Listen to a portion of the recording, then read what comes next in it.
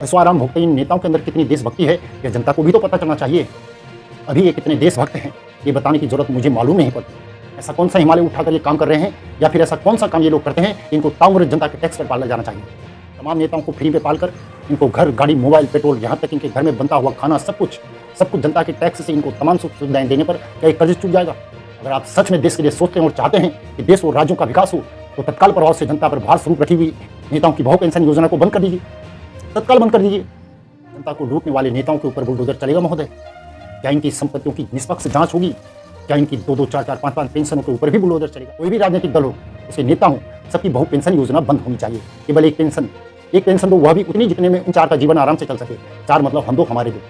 ठेका जनता का है, इनको पालने का, इनकी सुख सुविधा को देने का, इनके ऐशो-आराम का, इनको जबरदस्ती झेलने का सारा ठेका जनता का क्यों? सरकारी धन से निर्मित किए गए किसी भी काम पर अपने नाम का शिलालेख ऐसे चिपका देते हैं जैसे कि इन्होंने अपने पिता द्वारा अर्जित धन से बनाकर वह निर्माण किया हो।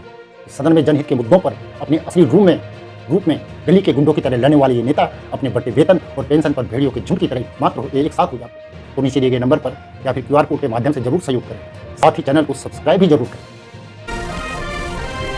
आदरणीय मोदी जी और योगी जी, धामी जी और तमाम पक्ष विपक्ष के नेता, साथ ही वर्तमान और पूर्व सांसदों और विधायकों, आज मैं आप लोगों को एक बात पूछना चाहता हूँ। मैं जानना चाहता हूँ कि आप लोग कितने देशभक्त हैं। जितनी देशभक्ति की उम्मीद आप हम सब से यानी जनता से करते हैं, क्या आपके अंदर उतनी देशभक्ति है, या फिर आप बस मंचों से अपने दिए गए भाषणों को ही देशभक्ति मान देते हैं? क्या आप सिर्फ दूसरों को देशभक्ति का ज्ञान देते हैं, और क्या सिर्फ दूसरों से ही देशभक्ति की उम्मीद आप लोग करते हैं? मैं यह जानना चाहता हूँ कि जनता के टैक्स के बल पर चल रहे आपके ऐशो-आरामों में कहीं देशभक्ति है भी, या फिर मेरा सवाल यह है कि क्या जनता को लूटने वाले नेताओं के ऊपर बुलडोजर चलेगा महोदय? क्या इनकी संपत्तियों की निष्पक्ष जांच होगी? क्या इनकी 2-2, 4-4, 5-5 पेंशनों के ऊपर भी बुलडोजर चलेगा? सरकार के ऊपर अरबों का कर्ज है, चाहे वह भारत सरकार हो या राज्य सरकार हो। ये कर्ज देश और राज्य कैसे चुका पाएंगे महोदय? इन तमाम नेताओं को फ्री में पालकर इनको घर, गाड़ी, मोबाइल, पेट्रोल, यहाँ तक इनके घर में बनता हुआ खाना, सब कुछ जनता के टैक्स से इनको तमाम सुख सुविधाएं देने पर क्या ये कर्ज चूक जाएगा? महोदय, जनता के पैसों से ऐशो-आराम भोगते इन नेताओं के अंदर कितनी देशभक्ति है, यह जनता को भी तो पता चलना चाहिए। अभी ये कितने देशभक्त हैं, ये बताने की ज़रूरत मुझे मालूम नहीं पड़ती। अरे सड़क किनारे बैठे भिखारी को भी 1 रुपये दे दो तो वो भी बदले में कुछ न कुछ आशीर्वाद जरूर देता है। लेकिन हमारे नेता तो ये तक भूल गए हैं कि जनहित में इनको चुनकर जो जनता इनका पालन पोषण कर रही है, उस जनता को ईश्वर समझकर इनको पूजना चाहिए। उस जनता का नेता एहसान तक नहीं मानते, उल्टा कई बार तो नेता जनता का पान करते हुए नजर आते हैं। इस बात को यूँ समझिए कि जो जनता दरबार ये लोग लगाते हैं, उसी जनता दरबार में खुद को ऐसा दिखाते हैं जैसे कि ये राजा रानी हो और बाकी जो जनता है या नागरिक है वो इनके सेवक हों।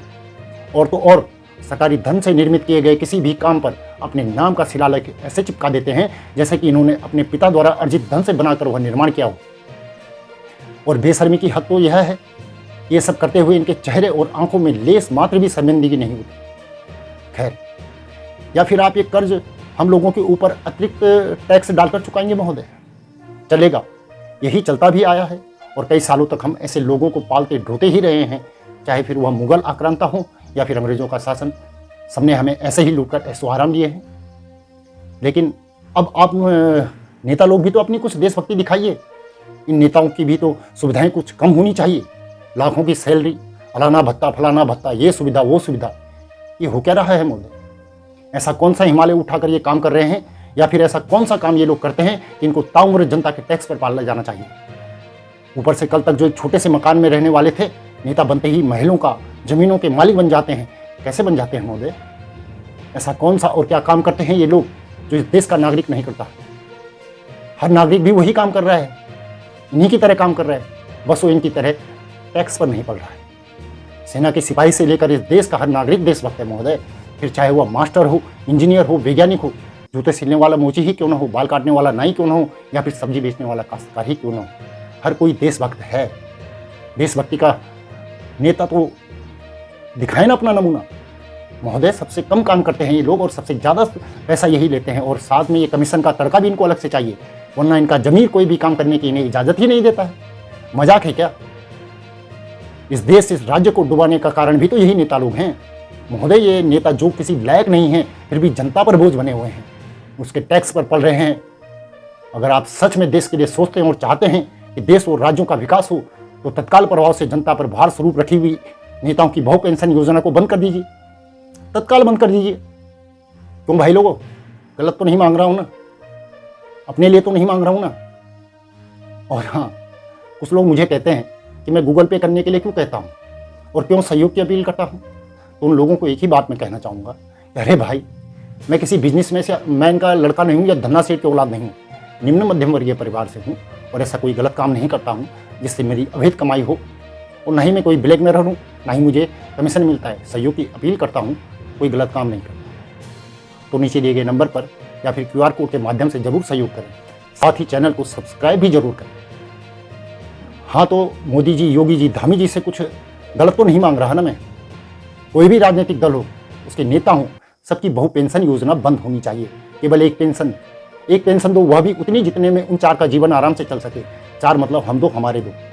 अरे जब सीमा पर मौत के आगे खड़ा सिपाही सीमित वेतन में अपना काम कर रहा है, एक सामान्य नौकरी करने वाला या कुछ भी काम करने वाला सीमित कमाई में अपना काम कर सकता है, तो मुफ्त का खाकर डकारने वाले ये देशभक्त नेता क्यों अपना काम नहीं कर सकते, क्यों नहीं चल सकता इनका। जब देश में खतरनाक से खतरनाक काम करने वालों को कुछ भी फ्री का नहीं मिलता है, तो इनको फोकट में क्यों जबरन दिया जा रहा है। इनको भी तो वही 5 किलो चावल फ्री में दो, जिसको कि इनका कोमल गला निगल नहीं पाएगा, क्योंकि जनता के दिए टैक्स पर फोकट में दूध मलाई मेवा खाकर पलने की जो इनको आदत पड़ गई है ना। इतने देशभक्त हैं, इन देशभक्तों को ये आदत पड़ चुकी है, नहीं खा पाएंगे। इनको भी देशभक्ति दिखाने का मौका दो। सारी देशभक्ति क्या भारतीय नागरिक देंगे, दिखाएंगे? और क्या ये बस फोकट का खाकर उन्हीं नागरिकों के सर पर नाचेंगे, उन्हीं पर गिराएंगे? सारा ठेका जनता का है, इनको पालने का, इनकी सुख सुविधा को देने का, इनके ऐशो आराम का, इनको जबरदस्ती झेलने का सारा ठेका जनता का क्यों? इनको मिलने वाली बहु पेंशन योजना को बंद करके थोड़ी सी देशभक्ति इनको भी तो दिखानी चाहिए।